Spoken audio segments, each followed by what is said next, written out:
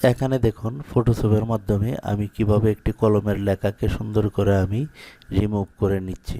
এই যে দেখুন আমি লেখাটা কিন্তু সুন্দরভাবে মুছে ফেলছি। তো এখন যে বিষয়টা হচ্ছে আপনারা দেখতে পাচ্ছেন যে আমি একটা লেখাকে এখান থেকে আমি মুছে ফেলেছি, আবার আমি এটা রিটার্ন ফিরিয়ে নিয়ে আসতে পারি। এই যে দেখুন, তো এই কাজটা আমরা কিভাবে করতে পারি, তো আজকের এই ভিডিওতে আমরা দেখব। তো এটা কেন করতে হয়, অনেক সময় দেখা যায় যে আমরা কোনো ফর্ম যখন ফিল আপ করে থাকি তখন ফর্মটার মাঝে একটি ফর্ম থাকে আমাদের, কিন্তু ফর্মের মাঝে নাম ঠিকানা যদি ভুলবশত আমরা লিখে ফেলি তখন সেই ফর্মটি কিন্তু আমরা পাই না। তো আজকের এই ভিডিওতে দেখাবো, যদি আপনার হাতের যদি কোনো ফর্ম থাকে, ফর্মের মাঝে নাম ঠিকানা বা কোনো অ্যাড্রেস যদি ভুল থাকে, তাহলে কিভাবে আপনি ফটোশপের মাধ্যমে আপনি ঠিক শুধু কলমের লেখাটা আপনি মুছতে পারবেন আর সম্পূর্ণ লেখাটা থাকবে। তো আজকের এই ভিডিওতে আমরা দেখব যে কিভাবে কলমের লেখা আমরা মুছতে পারি। তো তার জন্য আমরা যে কাজটা করব, এখানে দেখুন মাউসটা যখন আমি এই টুলের উপরে নিয়েছি তখন রেক্ট্যাঙ্গুলার মার্কিং টুল এটার নাম। তখন কিন্তু এই যে দেখুন আমি মাউসটা এভাবে নেওয়ার পরে ডান বাটনে ক্লিক করলে এই যে উপরে যেটা রয়েছে রেক্ট্যাঙ্গুলার মার্কিং টুল, এটা আমরা সিলেক্ট করে দেব। সিলেক্ট করে দেওয়ার পর আমরা যে কাজটা করব, এখানে আপনারা দেখতে পাচ্ছেন যে আমি এই যে নামটা, এই যে এই নামটা আমি মুছবো। তো প্রথমে আমি মুছে দেখাবো এই যে মৃদ্দা। তো এটা লেখার জন্য আমি এখানে ক্লিক করব, ক্লিক করে এই যে দেখুন লাইনটা সহ আমি এরকমভাবে আমি এতটুক জায়গা সিলেক্ট করে নেব। তো সিলেক্ট করে নেওয়ার পর আমি কিবোর্ডের অল্টার চেপে মাউস দিয়ে এই যে লেখাটা, এই লেখাটা আমি টেনে এদিকে আনবো, মুভ টুল সিলেক্ট করে তারপর এই যে দেখুন এরকমভাবে আমি টেনে একদম সোজাসুজিভাবে এইভাবে নিয়ে আসবো। এই যে দেখুন আপনারা দেখতে পাচ্ছেন যে এই লেখাটা আমরা কীভাবে মুছতে পারি। আমি যদি আবার যদি দেখাই, এই যে এই টুলটা সিলেক্ট করার পর আমরা এরকমভাবে এটা আমরা সিলেক্ট করে নেব এতটুক জায়গা।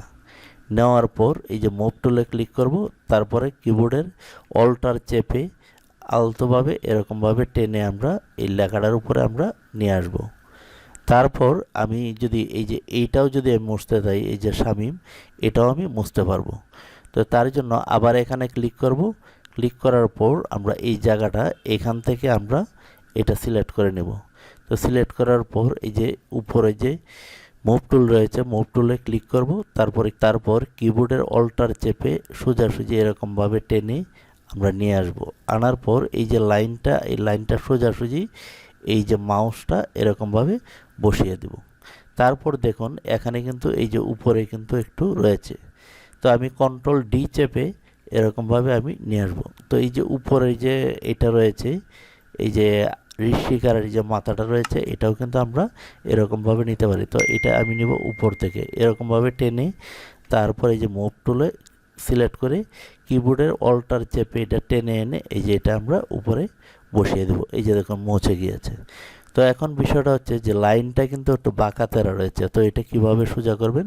তো তার জন্য আমি এখান থেকে এই লাইনটা আমি এই যে এটা আমি কপি করে এরকমভাবে সিলেক্ট করব। সিলেক্ট করার পর মুভ টুলে আমি ক্লিক করব, কিবোর্ডের অল্টার চেপে এই লাইনটা আমি সোজাসুজি এরকমভাবে আমি বসিয়ে দেব। এই যে দেখুন এখন আপনারা দেখতে পাচ্ছেন যে সুন্দরভাবে কিন্তু লাইনটা বসিয়ে দিয়েছি। তো এটা কপি করে নিয়ে কিন্তু আমরা এখানে বসিয়েছি। তো এখন বিষয়টা হচ্ছে যে এই নামটাও আমি সম্পূর্ণটা আমি মুছবো। ঠিক এরকমভাবেই আমি এটা মুছে দেখাবো। এতটুকু আমি সিলেক্ট করব, তারপরে যে মুভ টুলে ক্লিক করব, তারপর কিবোর্ডের অল্টার চেপে আমি একটু নিচ দিকে চলে আসব।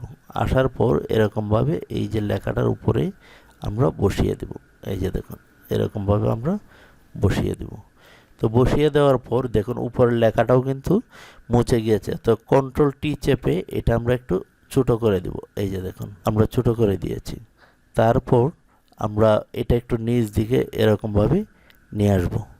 আনার পর এটা আমরা লাইনটা একদম সোজা করে রাখবো, যাতে আগেরটা যাতে এই যে এই লাইনের মাথাটা এটা আমরা সোজা করে দেব। দেওয়ার পর এখানে ক্লিক করব।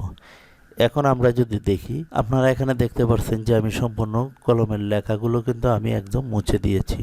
তো আমি যদি অরিজিনাল ফর্মটা যদি দেখি, তো এখানে দেখুন এই যে দেখুন এটা কিন্তু আগের ফর্ম ছিল। তো আমি যদি এখানে নিয়ে আসি, এখানে দেখুন আমি এটা এই কাজটা করেছি, আর আগে যে ফর্মটা ছিল এই যে এরকম ছিল। এই যে নাম কলমের লেখা ছিল, কিন্তু তারপরে আমি ফটোশপ দিয়ে এরকমভাবে মুছে ফেলেছি। তো ফটোশপ দিয়ে আমরা এরকমভাবে যে কোনো কলমের লেখাকে আমরা মুছে ফেলতে পারি। তো ভিউয়ার্স, আপনারা দেখছেন পুতুল টিচ। যারা ইতিমধ্যে সাবস্ক্রাইব করেছেন তাদেরকে ধন্যবাদ, আর যারা সাবস্ক্রাইব করেনি সাবস্ক্রাইব করে দিবেন। ভালো থাকুন, আল্লাহ হাফেজ।